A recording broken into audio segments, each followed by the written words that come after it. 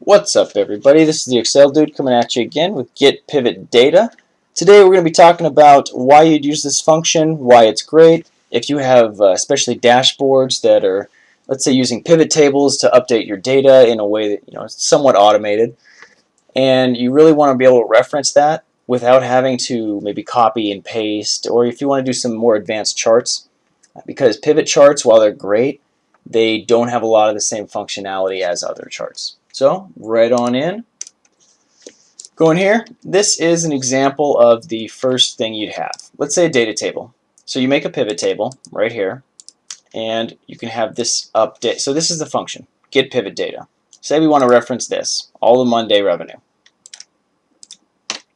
Do that just to show you. You see how you make it to where anything happens here, it pulls off of here and it gives you this, and this is what you would build a chart off of. So just to kind of illustrate that example a little more, we'll just walk through it one time. We're going to build a pivot table, so we go Insert, Pivot Table.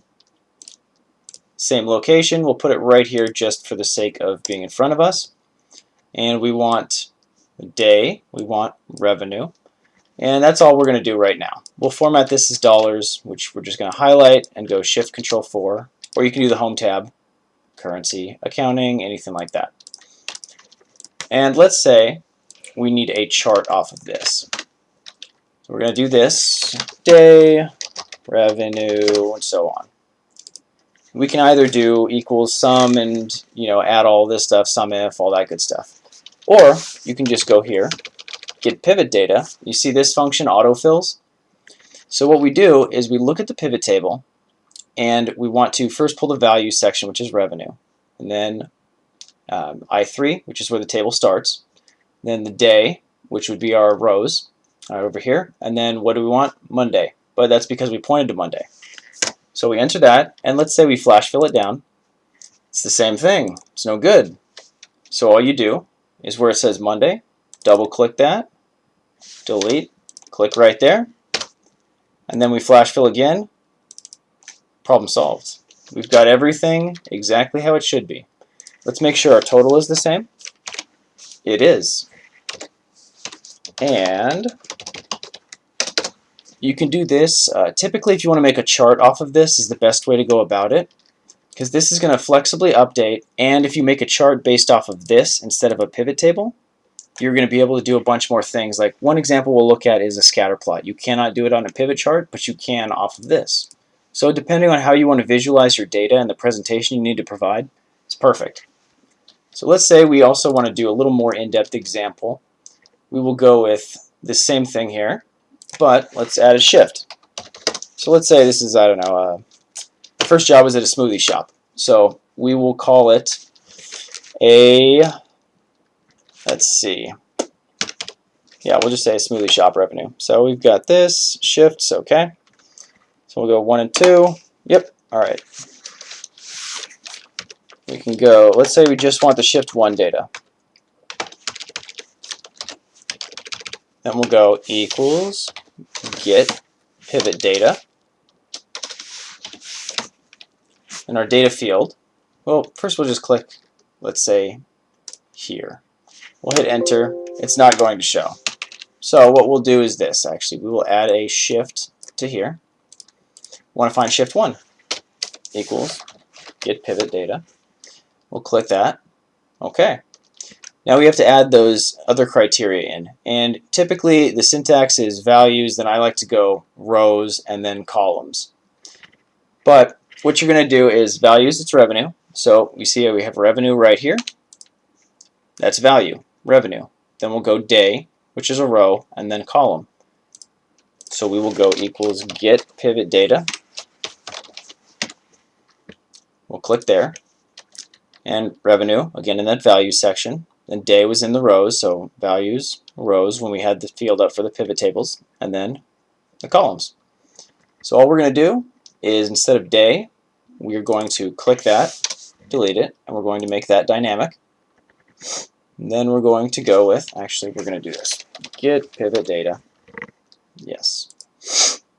Instead of day, we will go with the Monday, delete that, add that there, and then for shift, which is our columns, we're going to double click, and we'll hit 1, then enter.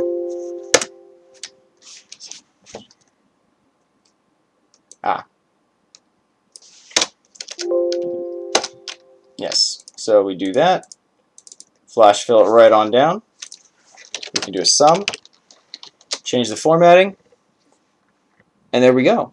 But we can also do it for shift too. So let's try that.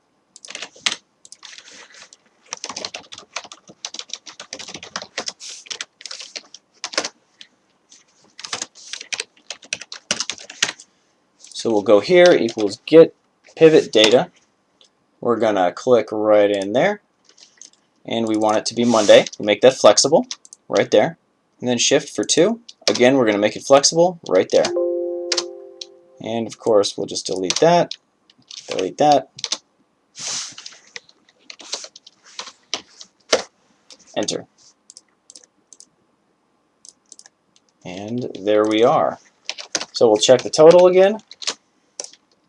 44, 97, or 94.70. Yep. And then we've got our shift 1 total that matches as well, and our grand total. But the point of this is when you make a pivot chart, let's just add that. So we would go insert after clicking on the table. Actually, we'll go here, insert, pivot chart, existing, why not? We'll put it, let's say here. We'll get our table and our chart.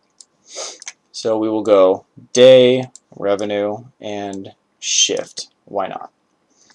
And if we want to change this chart, normally we would click Design, Change Chart Type, Scatter, let's say. Where's that? We can't hit OK because you can't do that off a pivot chart, so that's where you get into a little bit of trouble. But over here, if you wanted to do that, you can do, we'll just do it right here, for example. Insert a chart, and we'll go All Charts, Scatter, goodness. But you see we can do it there. So that's why we use GetPivotTable. We need to format the data so that Excel can always read it. And that shouldn't be anything too crazy, but really you'd be surprised how flexible it is. So we just change it here. We want, okay, that. We can add this, and so on and so forth. Also, even if you wanted to get this, you have a flexible data set that's going to update automatically. So for example, we'll go here. Let's say the revenue on shift 1 Monday is $500 instead of that $240. Enter. Then all we do, pivot table, refresh. You'll see this change to 500. There you go. You see those updated, that updated, all this good stuff. Now, if you're fine with the limited availability in charts, pivot charts are just fine the way they are. They're great. But if you need a little more flexibility or to be able to change things, possibly have a few extra presets with your data, that's the way to go with GetPivotData. And it's just as easy as typing GetPivotData, clicking what you want, making the row and the column flexible by just clicking and deleting the pre-filled information. And that's about it. All right. If you have any questions, let me know. See you next time.